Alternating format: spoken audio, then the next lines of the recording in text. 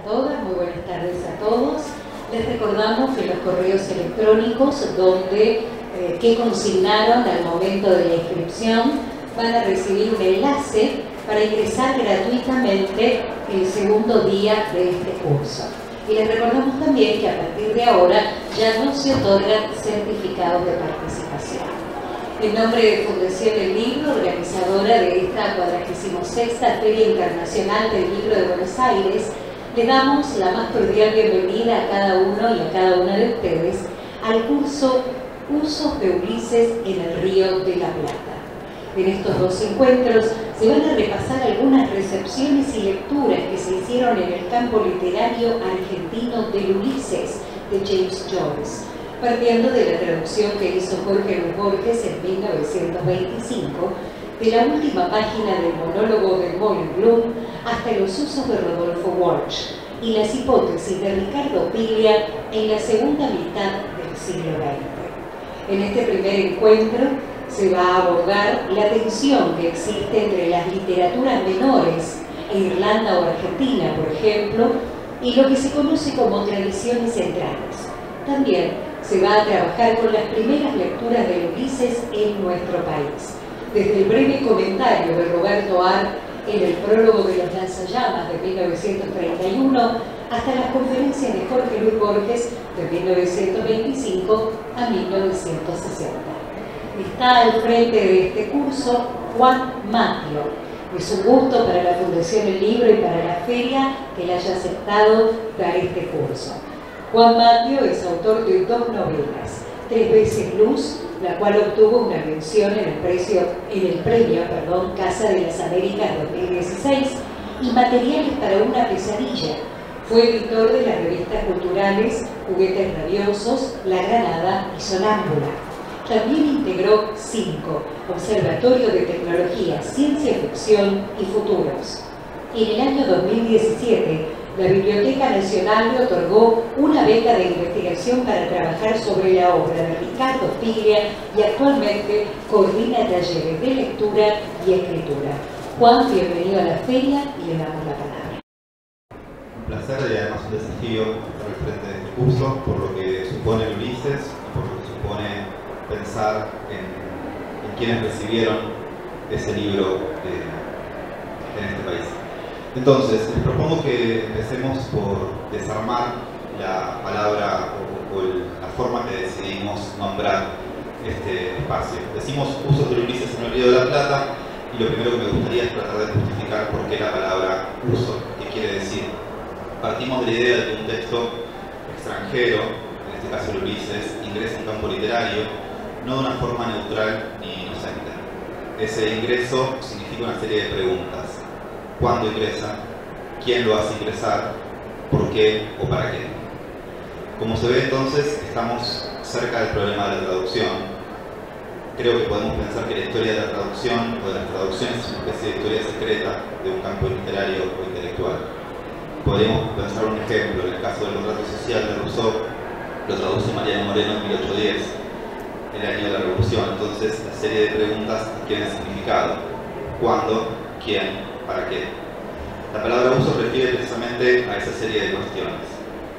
Tiene que ver con la manera en que un texto extranjero ingresa a un campo intelectual particular. En ese sentido, antes de la traducción de Subirach, en el 45, me gustaría pensar en torno a la primera traducción al español de una página de Ulises, y es la que hace Borges en 1925. La hace para la revista Proa y la hace solamente 3 años después de la aparición del Ulises en el país. Por otro lado, para tensar un poco el extremo de la idea de usos, hay otro tipo de apropiación que me gustaría revisar hoy, y es la idea de robo. El club de lectura anual que coordino y donde leemos el Ulises de marzo a diciembre se llama Robarse el Ulises, y tiene que ver con una idea un poco artiana, ¿no? La idea que las formas de apropiación de la cultura no siempre son haciendo usos legítimos, muchas veces hacemos usos espurios, y Roberto Art, por supuesto, es una referencia en ese sentido.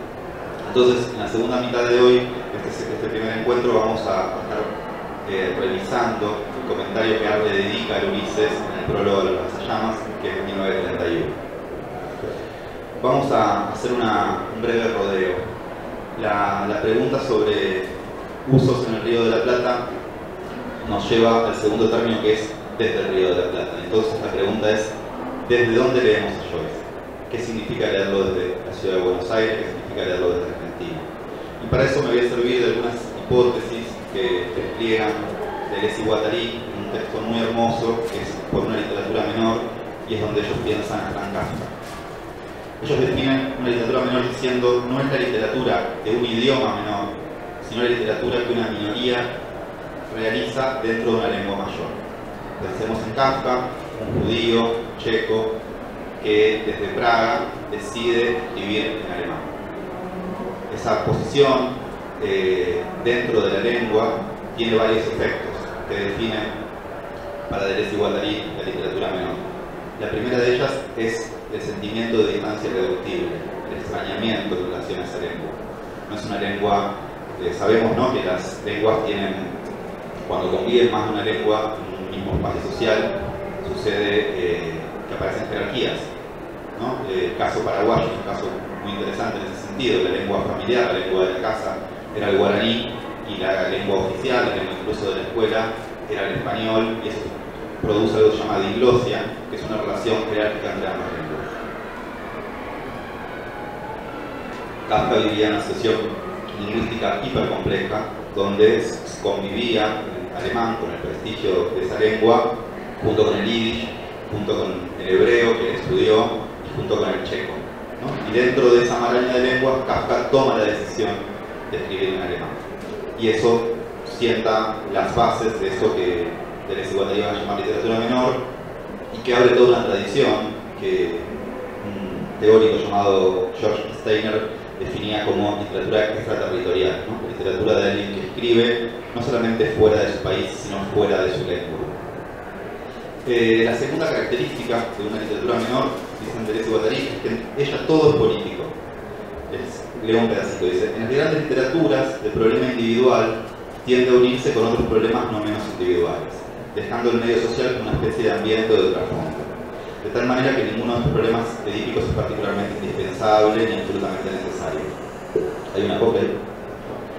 La literatura menor es completamente diferente. Su espacio reducido hace que cada problema individual se conecte de inmediato con la política.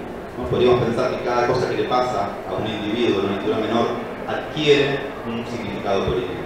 Pensemos en Kafka y su metamorfosis, ¿no? Y qué tan político es eso que le pasa a Gregorio Sánchez Amariano.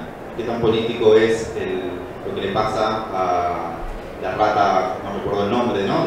Sabemos de qué hablo, el cuento de la rata que es asesinada por saber cantar, Josefina la Cantora, ¿no? Hay una potencia en la experiencia individual de volverse política cuando los espacios sociales son más reducidos. Y la tercera característica, que está muy conectada, es que todo tiene un valor colectivo, ¿no? Rápidamente la experiencia individual se transforma en experiencia del grupo. Entonces, frente a estas descripciones, deberíamos situar tanto nuestra lectura de Joyce como al propio Joyce, y acá vamos a hacer un esfuerzo, porque Joyce rápidamente entra al canon, ¿no? Rápidamente se vuelve el centro de una literatura, pero Joyce escribe desde Irlanda, y Irlanda tiene una posición completamente marginal en relación al uso del inglés. Sí, eso lo vamos a ir revisando porque es el centro de la lectura de Case Borges. Les voy a leer por último algo que me gusta muchísimo y que es para mí el pequeño programa que plantean Deleuze y Guattari por una literatura menor. Dicen: incluso aquel que ha tenido la desgracia de nacer en un país de literatura mayor debe escribir en su lengua como un judío checo escribe en alemán, o como un cristiano escribe en ruso. Escribir como un perro escarba su hoyo, una rata que es su madriguera. Para eso, encontrar su propio punto de su desarrollo, su propia jerga, su propio tercer mundo, su propio desierto. Eso que Kafka hizo tan brillantemente también era el programa de Joyce y también, de algunas formas, el programa de Borges. Vamos ahora a pasar al primer traductor de Ulises, o de una página de Ulises, ¿no? Vamos a pasar a Borges. Yo creo que toda la lectura que hace Borges de Joyce, eso tiene una relación que empieza en 1925 y que llega, creo que el último texto o poema que escribe es del 79. Es una relación que es durante toda su vida, una relación de mucha tensión, por supuesto, porque Joyce toma una serie de decisiones como la novela, que a Borges no le va a interesar como género, entonces tiene una primera discusión ahí. Y después sabemos que en los diarios que publicó Bioy tiene algunos comentarios muy despectivos en relación a Joyce y a sus proyectos literarios, pero vamos a trabajar sobre lo que dijo oficialmente, lo que decidió publicar, lo que decidió dar a conocer. Y ahí yo creo que la lectura de Borges se transparenta mucho más si nos acordamos de lo que proponía el escritor argentino de la tradición. Este es un ensayito donde el marco en el que estamos es la discusión con el nacionalismo. ¿Sí? Borges decide discutir con lo que el nacionalismo piensa de la literatura. Y dice, la tradición literaria ya existe en la gauchesca, piensa el nacionalismo. Y entonces deberíamos buscar en el léxico, en los procedimientos, en los temas de la gauchesca, lo que es el ser nacional, ¿no? Esa es la propuesta. Ustedes recordarán que Lugones da una conferencia que después se publica con el nombre del payador, frente al presidente Juárez Celma y su gabinete, y ahí dice, bueno, todos los países tienen un ser nacional y eso hay que buscarlo en un poema fundacional, ¿no? Y así como los alemanes tienen el Cantar de los Nibelungos y qué sé yo, en Argentina tenemos el Martín Fierro. Entonces genera la idea de que la figura, ¿no?, que va a marcar la literatura argentina es el gaucho, y hay que buscar el ser nacional en el Martín Fierro. Bien, Borges por supuesto discute con esa idea, y discute de una forma muy inteligente. En principio dice que le parece que la idea de que la poesía argentina debe abundar en rasgos diferenciales argentinos y el color local argentino me parece una equivocación, dice Borges, ¿no? El culto argentino al calor local es un reciente culto europeo que los nacionalistas deberían empezar por foráneo.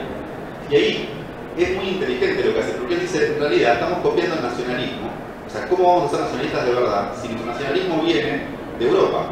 Estamos repitiendo un procedimiento europeo. Entonces, es un préstamo cultural el nacionalismo argentino. Por otro lado, recuerda la famosa frase, en el Corán no hay camellos. Él dice, en el texto central de la cultura árabe no hay camellos. ¿Qué quiere decir esto? No hay rasgos propios de esa situación, de esa condición. No hace falta subrayar la situación cuando uno realmente pertenece a eso. Decía que se iba a imponer como libro emblema del nacionalismo, que es el Don Segundo Sombra, que se publica en 1926, mismo año que se publica El Juguete Rabioso, no tengamos este dato, y dice, bueno, si revisamos lo que hace Guiraldes en Don Segundo Sombra, vamos a encontrar que todos sus procedimientos literarios están importados de Francia, ¿no? Es un libro más bien del simbolismo, ¿no? Entonces, ¿qué quiere decir que este libro es el libro central de nuestra tradición literaria si en realidad viene con préstamo de Europa? Y entonces su conclusión es esta, dice, creo que nuestra tradición es toda la cultura occidental. Y creo también que tenemos derecho a esta tradición, mayor que el que pueden tener los habitantes de una u otra nación occidental. Lo que Borges decide es que no tenemos que reducirnos a nuestros propios temas o a nuestros propios colores locales, sino que lo que tenemos que hacer es utilizar toda la cultura desde una posición. ¿Sí? Ahí vemos cómo la hipótesis de Deleuze y Guattari sobre Kafka tiene más sentido, digamos, ¿no? Hay que usar el alemán, hay que usar la cultura occidental. Nuestra cultura es toda la cultura, y el problema justamente es desde dónde lo hacemos y cómo lo hacemos. Entonces, lo que Borges va a encontrar, perdón que me estoy cocinando un poco. Lo que Borges va a encontrar en Joyce es una especie de aliado inesperado. Borges descubre que Joyce está haciendo desde Irlanda lo que a él le parece pertinente hacer desde Buenos Aires o desde Argentina. Y ese es su primer enamoramiento de Joyce. Lee Ulises y se da cuenta que Joyce en el Ulises está trabajando con toda la cultura occidental desde una posición marginal, que es la posición irlandesa. Y dice, bueno, entonces acá tenemos una coincidencia. A partir de acá lo que tenemos que ver es qué tan grande es esa coincidencia.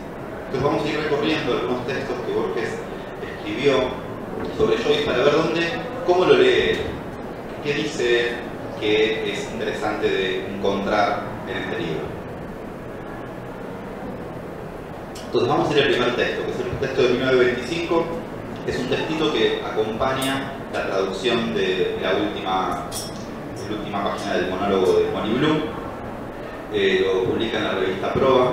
Pensemos que en 1925, esto es algo que siempre a Borges se hace muy seguido, ¿no? O sea, en 1925 habían pasado 3 años de la publicación del Ulises, posiblemente ni siquiera en lengua inglesa se supiera lo que era el Ulises. Así como en 1936, Borges, que dirigía la página cultural de la revista El Hogar, publica una reseña biográfica sobre Absalón de Faulkner. En 1936 había publicado Absalón. Posiblemente ni siquiera en Estados Unidos se supiera lo que significaba Absalón. Y Borges estaba escribiendo una página cultural en Argentina sobre un libro que por supuesto no estaba traducido todavía, y está diciendo, acá hay algo, ¿no? Ese es el lector que Borges era, y por eso hay que pensar que la decisión de que sea él la puerta de ingreso de Ulises a Argentina no es casual. Entonces en 1925 dice, soy el primer aventurero hispánico que ha arribado al libro de Joyce. Y acá algo que va a repetir siempre. Confieso no haber leído las 300 páginas que lo integran. Confieso haberlo practicado solamente a retazos y sin embargo sé lo que es. ¿Qué quiere decir esto? Acá yo, que estoy intentando acompañar a un grupo de personas para empezar el libro y terminarlo de marzo a diciembre, nos empezamos a encontrar ya con dificultades, ¿no? O sea, ganas de abandonar, es un libro que te expulsa, que no te deja demasiado aire ¿no? Pues entendés un poco cómo va y de repente cambia la forma y otra vez hay que hacerse con el libro. Entonces, una de las claves que me parece interesante es escuchar qué quiere decir Borges cuando dice yo no leí el libro y sin embargo sé lo que es. Porque lo que quiere decir es yo no capturé todas las referencias, todas las citas, todas las asociaciones, porque eso es básicamente imposible.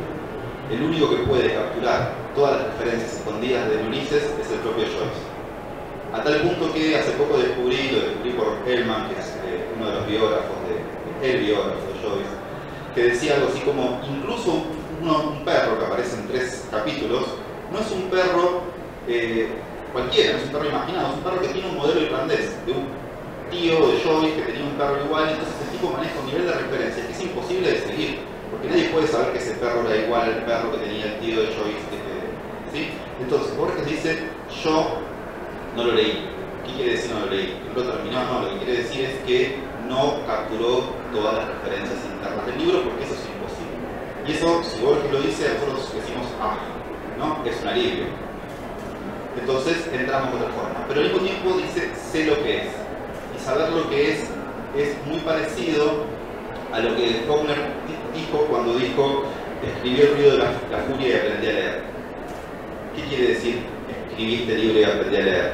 Que la dificultad de escribir, ¿no? Al entender los procedimientos literarios desde el punto de vista del productor, aprendió a leer como productor. Voy a tomarme un momento para servir una agua.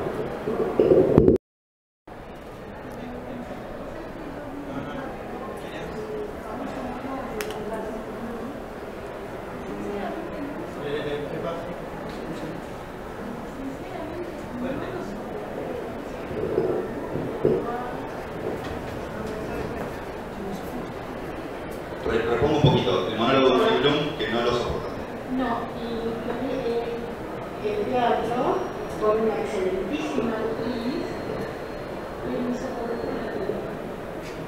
insoportable, pero de algo que decía, basta, no. Era una referencia a una cosa. Era como un rulo que volvía sobre sí mismo. Imagínate verlo, ¿no? Bueno, ahí vamos a charlar de eso, porque la dificultad de leer el Ulises, lo insoportable de leer el Ulises, sobre todo en sus primeros 5 episodios, es que nadie soporta escuchar pensar. Imaginemos que ponemos en estéreo los pensamientos de una persona durante 1 hora y escuchamos todo lo que está pasando por su cabeza, por su flujo de conciencia, lo que asocia, lo que recuerda, el mensaje de WhatsApp que le llegó, las cosas que tiene que pagar mañana. Nadie va a soportar eso. Bueno, el tema que Joyce lo que descubrió, que eso se podía narrar, que había una forma narrativa en la forma en que pensamos, que se podía intentar representar el flujo de conciencia. Entonces, por supuesto, es insoportable, sobre todo es insoportable en Stephen Dedalus, que es un pibito que quiere ser escritor y tiene 1000 referencias literarias y filosóficas en su cabeza. También es insoportable Bloom, que está muy preocupado ese día, porque supone que su mujer va a tener un encuentro sexual con Boylan, que es su representante, y por supuesto que también es insoportable Molly, que está pensando qué hace con todas esas cosas que le pasaron durante el 16 de junio de 1904. El problema, digamos, no es tanto el de soportar, sino el de entender qué estamos enfrentando. Lo que estamos enfrentando es la representación del pensamiento. ¿Sí? Entonces, decíamos, cuando Faulkner dice escribí El ruido y la furia y aprendí a leer, lo que quiere decir más o menos es que al enfrentar las dificultades para escribir ese libro, lo que hace es empezar a entender la dificultad en los libros de otros. Por ejemplo, los 3 primeros monólogos del ruido y la furia, el de Benji, Compson, el de Jason y el de Quintin, son 3 monólogos que no existirían si no se hubiese escrito Ulises. La forma de composición es la misma. Posiblemente lo que quiere decir Faulkner cuando dice escribí El ruido y la furia y aprendí a leer es ahora entiendo lo que es el Ulises porque lo pude escribir, pude pasar por esa experiencia. Entonces, eso leo yo cuando vos dices sé lo que es. Sé lo que es sé cómo está hecho, sé cuál es el procedimiento. No capturo todas las referencias porque es imposible, pero sé cómo se hizo. La segunda cosa que le interesa a Borges de Joyce, esto va un poco lento, vamos a intentar sumar ritmo, pero la segunda cosa que le interesa es lo que yo llamo monismo joyciano. ¿Sí? ¿Por qué monismo joyciano? Porque él dice, su vivir parece situado en un solo plano, sin esos escalones ideales que van de cada mundo subjetivo a la objetividad, de antojadizos el sueño del yo, al transitado el sueño de todo. ¿Qué es esto? Esto, y acá radica justamente la dificultad de la lectura, es que en el flujo de conciencia no hay distinción de lo que está fuera de la conciencia de lo que está dentro de la conciencia, porque todo en un punto está dentro de la conciencia. Cuando aparece un objeto en la conciencia de Stephen o en la conciencia de Bloom, no distingue si es un objeto exterior o un recuerdo o la voz de alguien que te pasa por al lado. En esa indistinción está la dificultad, porque es el lector el que se tiene que encargar de entender si lo que está siendo mencionado es una dentro de la conciencia o una fuera de la conciencia. Y esto se pone cada vez peor, porque además lo que genera Joyce son leitmotiv, es decir, atar una referencia exterior a un recuerdo. Entonces, por ejemplo, cuando Stephen escucha o recuerda cierta oración fúnebre, está recordando a la madre porque él no se arrodilló en el lecho de la madre cuando su madre se lo pidió porque no es católico y no cree y entonces no quiere arrodillarse y siente mucha culpa porque fue la última voluntad de la madre. Ahora, todo esto está situado en un verso de una oración funeraria que él va recordando a lo largo de ese día por momentos y traen el recuerdo de la madre. Esa dificultad, digamos, que es primero identificar si ese verso lo escuchó o lo recordó y además entender que eso trae un recuerdo que genera culpa, es lo que Borges está percibiendo cuando habla de la realidad total, ¿no? Una realidad completamente no escindida, diríamos. Otra cosa que dice es que no le encuentra antecedentes al Ulises. Esto es importante porque ustedes recordarán ese bellísimo texto de Kafka y sus predecesores, ¿no? Él dice, bueno, estos textos me recuerdan a Kafka, pero antes de que Kafka existiera no parece haber relación entre ellos. Es decir, Kafka genera sus propios predecesores, genera una tradición hacia el pasado. Con lo mismo dice de Joyce, este libro no tiene antecedentes completos, sí tiene antecedentes en ciertas zonas, ciertas partes los podríamos asociar hasta ciertos momentos. Dice algo muy lindo sobre la representación del tiempo.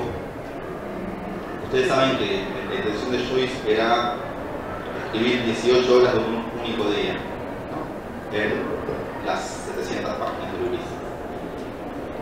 Borges es una persona, eso se ve muy bien en su ensayo El arte narrativo y la magia, muy preocupado por los cortes. Él dice, toda narración supone elipsis, no hay narración que no haga cortes. Por eso le gusta mucho el cuento. Él dice, es un problema entre la representación y su original. Dice, si quisiéramos hacer un mapa que no perdiera información sobre China, tendría que ser del mismo tamaño que China. Cualquier cambio de escala es perder información. Dice, bueno, lo mismo pasa en literatura. Narrar es hacer cortes. Lo que intentó Joyce es hacer la menor cantidad de cortes posibles. Y entonces ahí hay una apuesta, una aventura, un desafío muy interesante. Y lo dice aparte como Borges, ¿no? Si Shakespeare, según su propia metáfora, puso a la vuelta de un reloj de arena las proezas de los años, Joyce invierte el procedimiento y despliega la única jornada de su héroe sobre muchas jornadas del lector. Bien. Y por último, trabaja por supuesto sobre la idea de que el fluir de conciencia, el flujo de conciencia es el gran descubrimiento joyciano en el Ulises. Bien, hasta acá el artículo de 1925 que termina diciendo, cita a Lope de Vega acerca de Góngora y dice: sea lo que fuere, yo he de estimar y amar el divino ingenio de este caballero, tomando de lo que entendiere con humildad y admirando con veneración lo que no alcanzas a entender. Hay algo que se sitúa en 1925 y dice: este libro va a ser mejor cuando los críticos nos ayuden, porque es un lío. Yo, por ahora, lo que logré entender, y Borges sabemos que entendió mucho, lo admiro y admiro más lo que no entiendo, ¿no? Como si justamente en esa cuestión árida del texto hubiera un valor.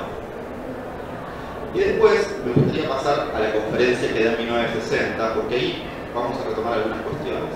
Les recomiendo que la busquen, está en YouTube la conferencia, es una conferencia muy linda. Escuchar a Borges es muy lindo porque parece que estuviera realmente, mientras va hablando parece que está pensando lo que dice, digamos, y después uno se da cuenta que esas ideas tienen muchos años, ¿no? Pero adquiere esa espontaneidad.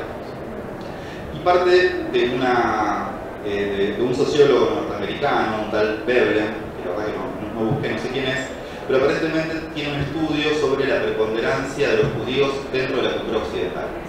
¿No? Dice, bueno, ¿por qué los judíos se destacan en distintas disciplinas científicas, culturales, en nuestra cultura? Dice, bueno, la primera hipótesis seguramente debería haber sido la raza, ¿no? Es decir, una raza no funciona como una razón. Lo que él encuentra es que los judíos sobresalen porque actúan dentro de esta cultura y al mismo tiempo no se sienten atados a ella por una devoción especial. Estamos yendo otra vez a Kafka en Praga, ¿no? Kafka está diciendo casi lo mismo que van a decir Deleuze y Guattari sobre Kafka. Hay una ventaja en estar dentro de una cultura sin sentirse especialmente atado a esa cultura. En ese distanciamiento hay una productividad muy interesante. Y entonces dice, bueno, lo mismo pasa con Joyce, que es irlandés, con la cultura inglesa. Puede ser irreverente a la cultura inglesa justamente porque tiene distancia. Y no podría con el peso de ser inglés. Entonces, dice, los irlandeses siempre fueron agitadores famosos de la cultura inglesa. Cita Jonathan Swift, Stern, Bernard Shaw, ¿no? Dice, ellos son los agitadores de la cultura inglesa. Joyce entra en esa tradición. Hay un episodio en el primer capítulo de Ulises que es muy interesante y es muy breve. Están desayunando Stephen, Mulligan y el tercero, que es un inglés, se llama Haynes, ¿no? Y están desayunando y llega una mujer a vender leche. Haynes está en la isla porque está estudiando cultura celta y el idioma gaélico que tiene que ver con con el pasado irlandés, con la Irlanda ideal, ¿no? Con el nacimiento literario irlandés, Yeats, pensando en esa zona. Y en un momento la lechera, que es una mujer por supuesto de clase popular, se acerca para decirle de cuánto es la cuenta, y el inglés le habla gaélico a la mujer. Y ella le responde: disculpe, pero yo no sé francés. Ese gesto es un gesto extraordinario, digamos, porque lo que muestra Joyce es que hay una especie de populismo del intelectual que le supone un saber que la clase popular irlandesa no solamente no tiene, sino que no le interesa. Entonces hay en el sistema de correspondencia, que es un lío, ¿no? Ustedes saben, la Odisea está debajo, funcionando como cuadrícula de todo el libro, y hay un sistema de correspondencia donde Bloom es Ulises, y etc. En ese gran sistema de correspondencias, esta mujer, la lechera, sería Palas Atenea, que Palas Atenea es la que en los primeros cantos de la Odisea le dice a Telémaco: bueno, o vamos, porque si no los pretendientes se van a quedar con el reino y con Penélope, tu madre, etc. La correspondencia de Joyce entre la lechera y Palas Atenea es muy interesante, porque la mujer tiene esa única aparición, después se va, no le deja ninguna indicación. ¿Cuál es la indicación que podríamos suponer que le dejó? Que los intelectuales están equivocados, que los intelectuales que piensan, los intelectuales nacionalistas que piensan que hay que buscar en el gaélico y en la cultura celta la Irlanda real, la Irlanda verdadera, están equivocados. ¿Sí? Entonces, ¿por qué volvemos a esa escena irónica? Bueno, porque es un poco simétrica a la propuesta de Borges cuando dice: no vayamos a buscar en el Martín Fierro y en el Gaucho el ser nacional. Es lo mismo que están diciendo Deleuze y Guattari cuando dicen: no necesariamente el mejor escritor alemán va a ser un alemán, posiblemente sea judío, checo, viviendo desde Praga. Entonces, en esa conferencia del 60, Borges se encarga primero de golpear el ser nacional inglés. Dice: pensemos que hubo en Inglaterra una población celta, que luego le invadieron los romanos, que luego le invadieron los sajones, los anglos, los jutos, estos últimos venían de Dinamarca. Luego tenemos las invasiones danesas, luego la invasión normanda, de escandinavos ganados para la cultura francesa. Ya vemos que la cultura inglesa es bastante heterogénea. Entonces la idea de una raza ya está perdida para los ingleses, ¿no?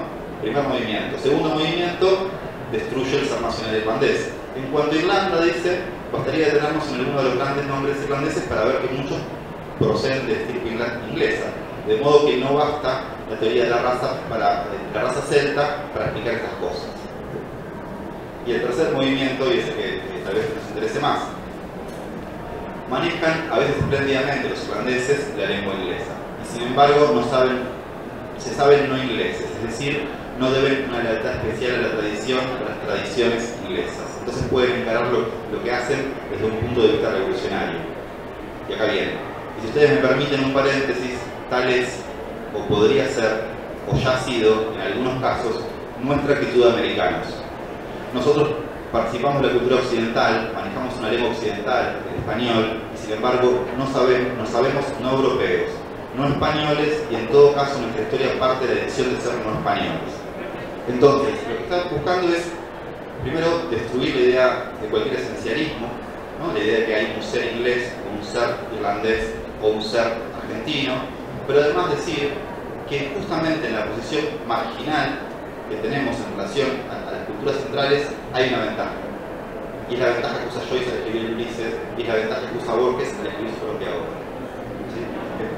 Y es la ventaja de Kafka dentro del alemán. Bien, después hay un artículo en la revista Sur de 1941 que también les recomiendo. Y ahí otra vez vuelve sobre algo que nos puede ayudar a sentirnos más aliviados cuando encaramos la lectura de Ulises, porque ahí dice, ustedes no sé si se acuerdan, dice, yo escribí un cuento de un tipo que recordaba todo, se llamaba Funes, no podía olvidar nada. Bueno, dice, lo he recordado a Funes porque la consecutiva y recta lectura de 400.000 palabras de Ulises exigirían monstruos análogos. Es decir, Funes es el lector ideal de Ulises. Nosotros no somos Funes. Por lo tanto, podemos sentirnos aliviados tener lecturas imperfectas de ese libro. ¿Sí? Hay algo de la capacidad de retenerlo todo, ¿no? de poder capturar la totalidad que es el Ulises, que solamente un tipo como Funes podría hacer. Entonces nosotros lo que hacemos es hay una metáfora bellísima de Borges, que es que dice el Ulises es como una ciudad y hay que recorrerlo como una ciudad, perderse en sus calles. Algunas calles las vamos a ignorar, otras las vamos a recorrer más de una vez. Lo interesante es perderse en el libro. El único que podría agotar la ciudad es Funes. Nuestra posición es una posición de turistas dentro del libro. Y entonces dice, yo, como el resto del universo, no he leído el Ulises, pero leo y releo con felicidad algunas escenas. Y entonces volvemos a la hipótesis, ya estamos en el 41, volvemos a la hipótesis del 25, ya pasaron 15 años y Borges todavía no leyó el Ulises. ¿Qué quiere decir? ¿Que no lo terminó todavía? No, lo que quiere decir es que sigue sin capturar todas las referencias y asociaciones que hay dentro de ese libro. Y voy a permitirme, antes de entrar a arte, una clave de lectura más en relación a Borges. Él dice, Borges dice, el Ulises negro ignora la historia de un solo día, en el perímetro de una ciudad. En esta voluntaria limitación hizo percibir algo más que una elegancia aristotélica. Necesito inferir que para Joyce todos los días fueron de algún modo secreto el día irreparable del juicio, todos los sitios el infierno y el purgatorio. Entonces, digamos, ahí está lo modélico, decíamos, que en las ciudades menores hay algo de lo individual que se convierte rápidamente en colectivo y rápidamente se hace político. Entonces quisiera llamar la atención sobre cuál es el protagonista de Ulises. Bloom tiene casi una única característica: es amable, es una persona buena. Joyce podría haber elegido a Stephen, mucho más complejo, con una cantidad de citas y referencias literarias en su conciencia muy grande, porque quiere ser escritor, mucho más trabajado por la culpa y por los sentimientos tal vez por más oscuros, pero elige a Bloom, que es bueno, es un hombre bueno en una ciudad. Eso es el Ulises. Entonces, a Joyce no le interesa las personas de pensamiento complejo, le interesa la complejidad del pensamiento, que es muy distinto. Y al elegir en 1922, elegir a un judío bueno que recorre la ciudad de Dublín, es un gesto político extraordinario. ¿Sí? O sea, tenía muchísimo más sentido que fuera un irlandés, que fuera un católico. Reciente, Joyce elige a Bloom. Y elige marcar, y esto también es un dato, todos los personajes antipáticos de Ulises son semitas. Estamos hablando de un momento de Europa muy particular y Joyce está percibiendo esto y está trabajando su libro en esas coordenadas. Bueno, muy bien, vamos a dedicarnos un ratito a lo que hace Roberto Arlt, que es claramente distinto. El comentario de Arlt en realidad no es un comentario sobre el Ulises, sino sobre la recepción del Ulises, porque de hecho empieza diciendo yo no lo leí. En el prólogo de Los lanzallamas, el prólogo del 31, es decir, se estaba discutiendo también muy cerquita, todavía han pasado 10 años de la publicación de Ulises en París. Arlt escribe, variando, otras personas se escandalizan de la brutalidad con que expreso ciertas situaciones perfectamente naturales a la relación entre ambos sexos. Se ve que había escrito sobre sexualidad en Los Siete Locos seguramente y alguien habría señalado eso. Dice, después, estas mismas columnas de la sociedad me han hablado de James Joyce, poniendo los ojos en blanco. Ello provenía del deleite espiritual que les ocasionaba a cierto personaje de Ulises, un señor que se desayuna más o menos aromáticamente aspirando con la nariz en un inodoro alrededor de los excrementos que ha defecado un minuto antes. Pero James Joyce es inglés, legal. James Joyce no ha sido traducido al castellano y es de buen gusto llenarse la boca hablando de él. El día que James Joyce esté al alcance de todos los bolsillos, las columnas de la sociedad se inventarán un nuevo ídolo a quien no leerán sino media docena de iniciados. Todo muy Arlt, ¿no? Lo cierto es que el episodio existe, creo que es el capítulo 4, que termina con Bloom en la letrina, y entonces a lo que hace referencia Arlt es a ese episodio. Pero a mí, el gesto más interesante es que le dice inglés. Porque lo que hace justamente Art, si dijera irlandés, perdería un punto, por lo que venimos hablando. Una cosa es decirle a James Joyce, que pertenece a una cultura central, colonial, feroz, como la inglesa, y otra cosa es tener que ubicarlo en Irlanda. Entonces Art es muy inteligente, y esto no es un fallido, no es que ese día se despertó y no se acordaba dónde había nacido James Joyce. Lo que hace es situarlo. Y lo sitúa de una forma, yo creo que es bastante legítima, que es decir, bueno, este libro puede ser que se haya escrito desde los márgenes, pero la forma en la que está recibiendo es en el centro del canon. Se está convirtiendo en el centro del canon. ¿Qué hacemos con este movimiento? ¿Qué pasa cuando escribimos desde los márgenes y somos rápidamente llevados al centro de la discusión? ¿Cómo resolvemos esa contradicción? Sobre todo con un texto que ni siquiera estaba traducido y que faltan 15 años para que se llegue a la traducción. Art entiende la dificultad, las contradicciones que hay en esa recepción.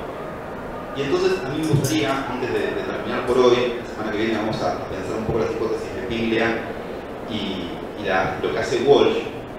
Walsh es un lector inesperado pero muy inteligente de Joyce. Bueno, ¿qué quiere decir robarse la cultura? ¿Qué quiere decir para Art robarse la cultura? Robarse la cultura para Art quiere decir acceder a algo que no nos está destinado. ¿Sí? Cuando tenía 14 años me inició en los deleites y afanes de la literatura bandoleresca. Este es el comienzo del Juguete Rabioso, que no casualmente inicia con la escena donde Silvio Astier, que es un jovencito de 14 años en este momento, entran con dos chicos más del barrio a robar a la biblioteca de la escuela. Esa es la escena fundacional de Art. Art empieza su literatura haciendo que 3 jovencitos entren a la biblioteca de la escuela a robar. ¿Qué hay que hacer con la cultura? Dice Borges desde los márgenes. Robársela. Entonces, esa simetría es la que me interesa construir. Borges está diciendo, robémonos la cultura occidental. Desde Praga, desde Irlanda, desde América. Y Art está diciendo lo mismo. El problema es que no había accedido a leer el libro y no podía dar una opinión sobre el valor del libro. Lo que podía decir es, esto está circulando en los lugares donde circula siempre la cultura, y entonces esto o lo robamos o queda en manos de las personas equivocadas. Entonces, en esa escena, digamos, del robo, hay un momento muy interesante que es que están eligiendo, dice, sacando los volúmenes que nos hojeábamos, y Enrique, que era algo sabedor de precios, decía, no vale nada o vale. ¿Y esto cómo se llama? Charles Baudelaire, su vida, parece una biografía, no vale nada. ¿Qué captura ahí Art? Captura el desarreglo que hay entre precio y valor. En la literatura no podemos pensar esto de acuerdo. Que nos encontremos, no quiero ser malo, digamos, pero nos encontremos al mismo precio ficciones de Borges y un libro que no es ficciones de Borges, no habla del valor del libro, habla solamente del precio. Hay un desarreglo completo en relación a valor y precio. Sobre todo porque el precio, en la sociedad en la que vivimos, le marca la cantidad de tiempo de trabajo humano objetivado, y es muy difícil para el arte objetivar el precio. Castillo siempre decía, Abelardo Castillo siempre decía, escribir mucho tiempo una novela, lo único que garantiza es dolor de espalda. Él escribió durante 30 años Crónica de un iniciado. ¿Eso habla del valor de Crónica de un iniciado? Lamentablemente no. Faulkner dice que escribió en 3 semanas Santuario. ¿Eso habla del valor del Santuario? No. Hay un desarreglo total entre el valor de un libro y el precio de un libro.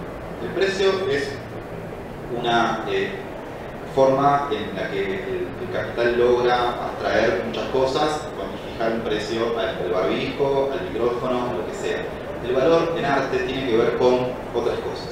Yo creo, en la tradición crítica en la que yo me eduqué, dice que el valor tiene que ver con la transgresión, la capacidad de un libro o de una pintura o de una canción de encontrar un estado de cosas transgredir las normas que generaron esas cosas y generar algo nuevo. Los formalistas rusos pensaban el valor de esta manera. Lo que hizo Joyce fue agarrar un estado de cosas, transgredirlo y generar algo nuevo.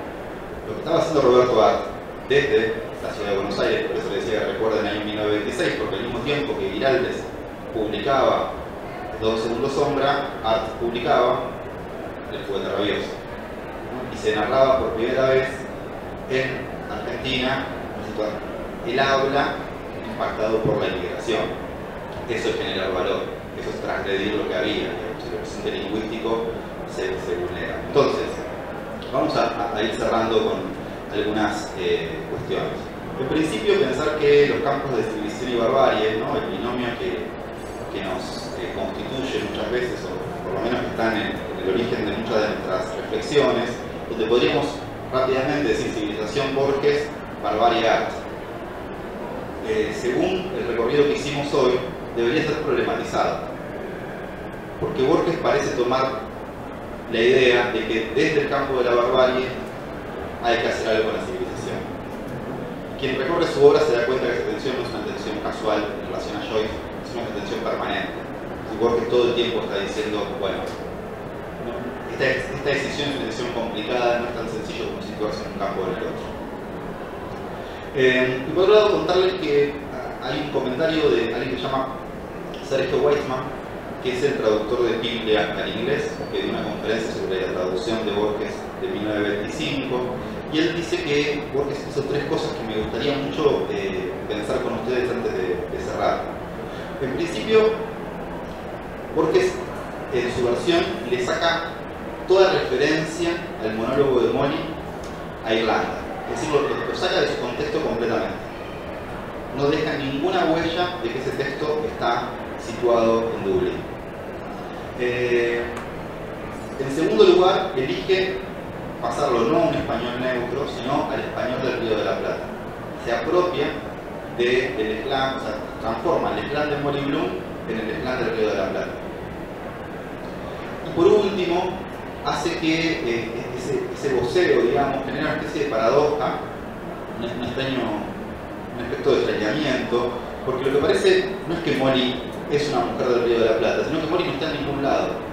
¿Sí? Al tener un contexto irlandés, pero al mismo tiempo estar hablando de voz y con los usos del Río de la Plata, se genera una especie de distancia rarísima donde no se puede situar a ese personaje, ¿no? Y pierde pie.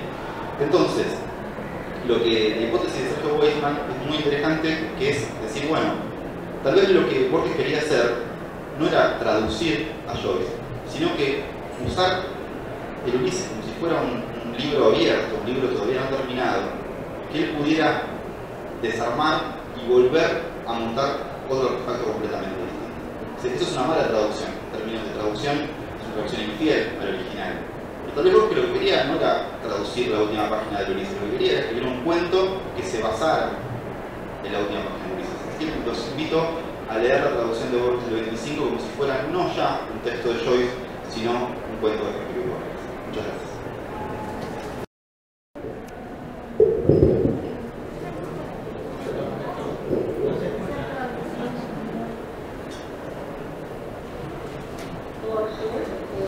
Tenemos características de esas traducciones adaptarlas. Yo mismo decía, ahí dijo, no, pero es como que no se puede tomar muy en serio.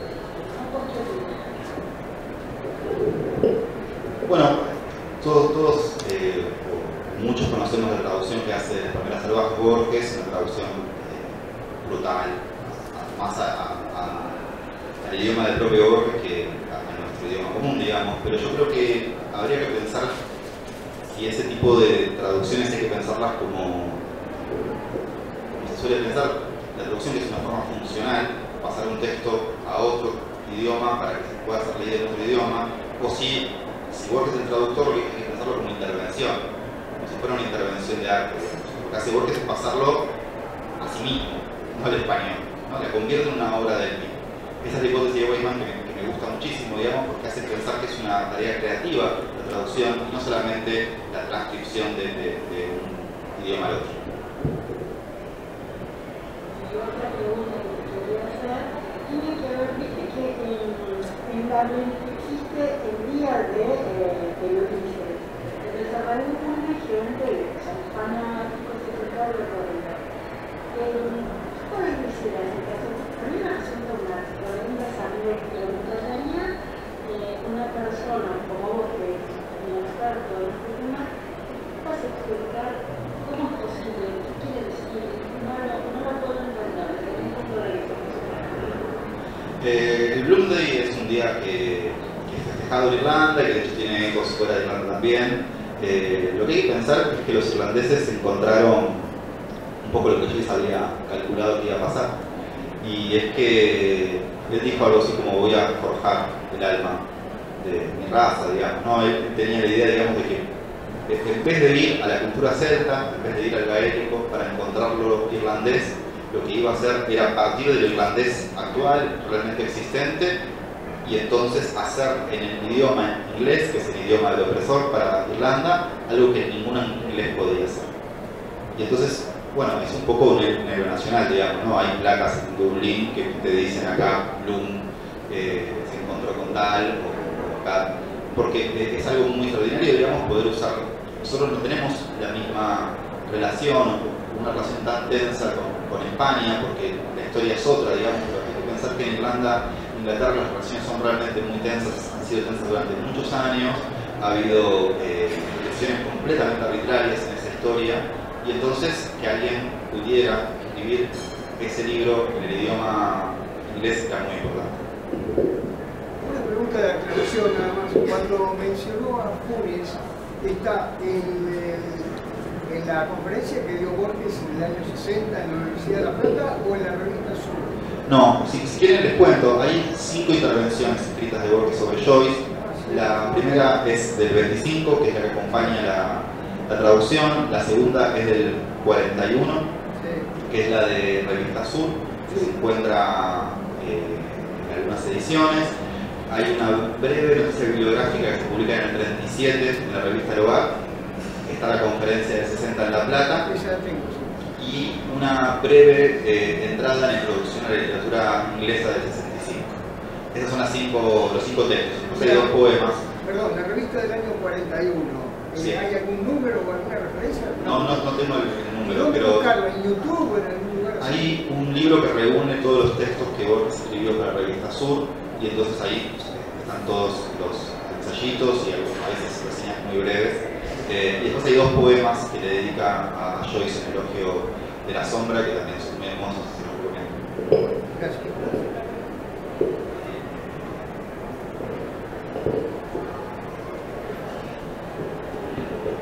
Hola, buenas tardes.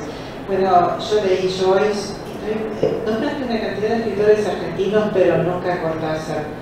Para mí como que Rayuela fue Ulises, el Ulises argentino.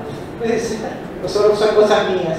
Sí, yo creo que hay 2 escritores que tienen sus poéticas muy construidas allí. Uno es Leopoldo Marechal, que la da en Buenos Aires, es un hijo directo de Ulises. Y Rayuela, por supuesto, es otro texto que por su cantidad de referencias, por el uso de las referencias, está muy cerquita de Ulises.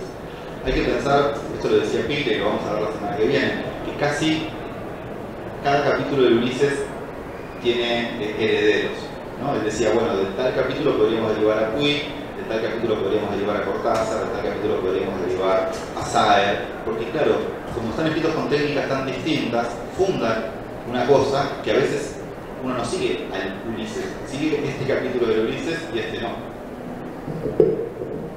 Y después, ¿sabés por qué terminó viviendo en Zurich, en Suiza? ¿Donde quedó sepultado en Zurich? No tengo mucha noticia, entiendo que hubo una operación, una enfermedad donde terminó muriendo, no tengo el dato preciso de la última mudanza. No estoy seguro que no haya sido por la guerra. En el momento estalla la guerra, ellos están en Trieste y tienen que moverse porque es una zona muy complicada. Creo que se mudan a Zurich por eso, pero no estoy seguro si ese es el último destino. Yo también como lectora de Ulises y de Joyce, me lo abordé, por supuesto, y no lo capté. Quería preguntar qué podemos encontrar en las lecturas sucesivas, por yo siempre pienso, digamos, que en la historia de la lectura hay dos modos de leer. Lo llama lectura extensiva, que es la mayor cantidad de libros una sola vez, y lo llama lectura intensiva, que es un mismo texto muchas veces. Esto es un modo histórico. Si uno piensa en los monjes de la Edad Media que leían los textos en las abadías, lo más probable es que encontremos lectura intensiva. Un mismo texto, muchas veces, primero porque había poco, segundo porque había un nivel de concentración y de estudio en el texto muy particular. Nosotros estamos acostumbrados a la lectura extensiva. Nosotros leemos una vez el libro y nos parece que ya no necesitamos volver. El Ulises hace que eso sea imposible. Leer una sola vez el Ulises no tiene sentido. Hay que volver, y hay que volver aparte después de otras lecturas, porque esas lecturas posiblemente nos permitan comprender más, y hay que volver a distintas edades. Yo los libros que quiero muchísimo, no sé, El amante de Duras, lo leí en 3 épocas de mi vida completamente distintas y han producido sentidos muy distintos, digamos, porque uno se modifica. En el caso de Ulises eso también, ¿no? Uno puede leerlo más joven pensando en Stephen y leerlo más tarde pensando en Bloom. Lo que sí recomiendo es volver, aunque sea, como decía Borges, a ciertos lugares donde sabemos que vamos a encontrar algo que nos gustó la primera vez. ¿Cuál es tu club de lectura? El club de lectura. Y si das virtual.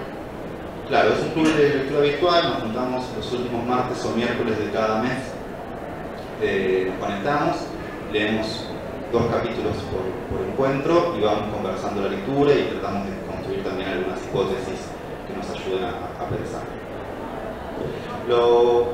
Me pueden escribir a mi correo juansmatio@gmail.com o sí, esa es la opción más sencilla. Gracias.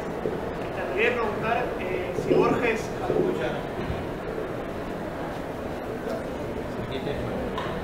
Hola, ¿cómo andás? Mira, te quería preguntar si Borges alguna vez opinó directamente de alguna de las traducciones de Ulises en castellano, y te quería preguntar con cuál te manejás vos. Sí, Borges fue bastante malvado con la traducción de Subirach. Con el pasar de los años, yo me voy encontrando con que la de Subirach, por supuesto, es la primera traducción, tiene muchos errores que fueron salvados por la de Valverde, que es la segunda, pero las apuestas de traducción de Subirach son extraordinarias. Ahora estamos leyendo la de Ceballos, que editó Cuenco de Plata, que me parece extraordinaria, me parece que sigue una dirección similar a la de Subirach. Yo creo que se puede entrar por cualquiera. Yo tengo un especial cariño por Subirach porque me parece que enfrentarse a un texto como el Ulises y decir acá no hay nadie antes que yo, está muy bien, pero si tuvieses que buscar algo donde ya están salvadas las erratas, donde ya están los capítulos, etc., iría por la del Cuenco.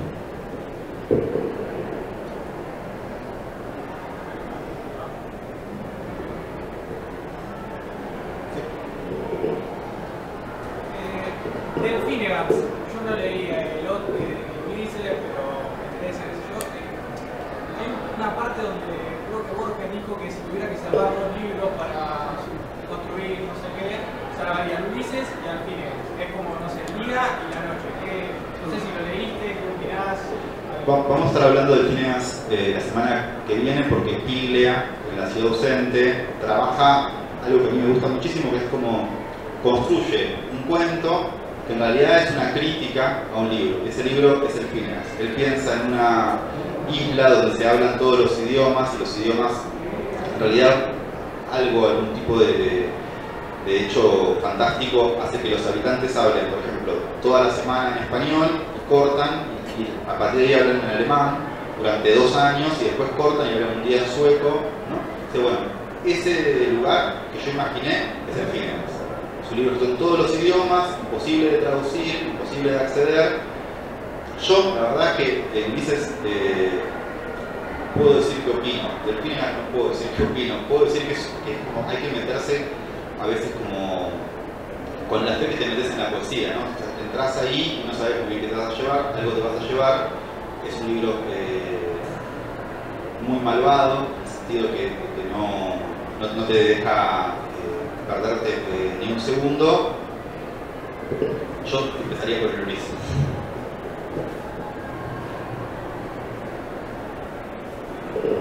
Bueno, les agradezco muchísimo la conversación y el rato de la charla. Quienes quieran, nos vemos el jueves próximo y charlaremos.